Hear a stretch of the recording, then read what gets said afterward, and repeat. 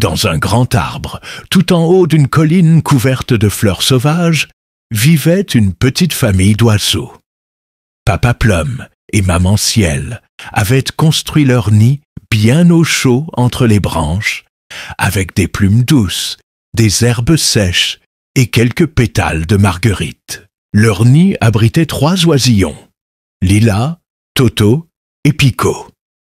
3 petites boules de plumes aux yeux brillants. Dès leur plus jeune âge, Lila et Toto sautaient, battaient des ailes, tentaient de s'envoler. Ils étaient impatients de découvrir le ciel. Mais Pico était différent. « Viens, Pico, on va essayer de voler !» gazouilla Lila en battant joyeusement des ailes. « Pas maintenant !» murmura Pico en regardant les fourmis grimper le long de l'écorce. « J'aime bien marcher pour le moment. » Il ne détestait pas les ailes, non. Mais il préférait observer, écouter, grimper doucement. Et surtout, rester proche du tronc, là où il se sentait en sécurité. Maman Ciel le regardait avec tendresse. « Chaque oiseau vole quand il est prêt, disait-elle. Mais Papa Plum fronçait parfois les sourcils. Voler, c'est la vie d'un oiseau. On ne peut pas passer sa vie à sauter de branche en branche. » Pico baissait les yeux, un peu triste. Il se demandait souvent s'il était un vrai oiseau. Pourtant, il était heureux à sa manière. Il avait découvert les cachettes des écureuils, les coins préférés des lucioles, et même un rocher secret tout doux couvert de mousse. Un jour, le vent se leva.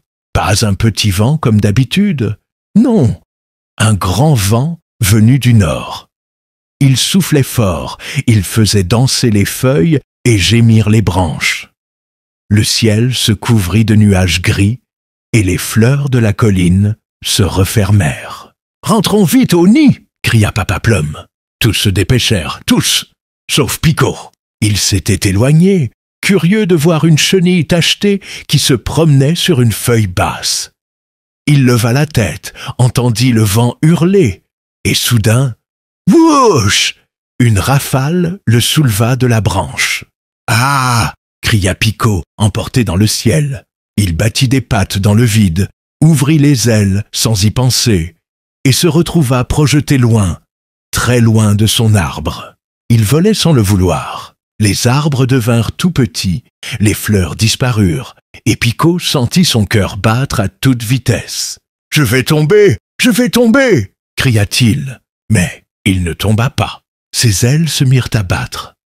Inconsciemment, comme si son corps savait quoi faire, même si sa tête avait peur. Il battit 1 fois, 2 fois, puis il glissa doucement dans l'air. Quelque chose changea, le vent s'adoucit. Pico sentait le courant d'air le porter, comme un coussin invisible. Il ouvrit les yeux. Le ciel était immense, doux, silencieux. Et pour la première fois, il se sentit léger. Il regarda en bas. Il vit une rivière argentée, un champ de coquelicots, des moutons comme des nuages au sol. « C'est beau !» murmura-t-il. Il tenta un virage, puis un autre.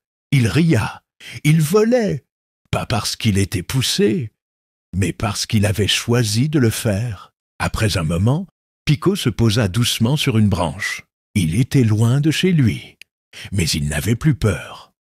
Il ferma les yeux, reprit son souffle, puis reprit son envol.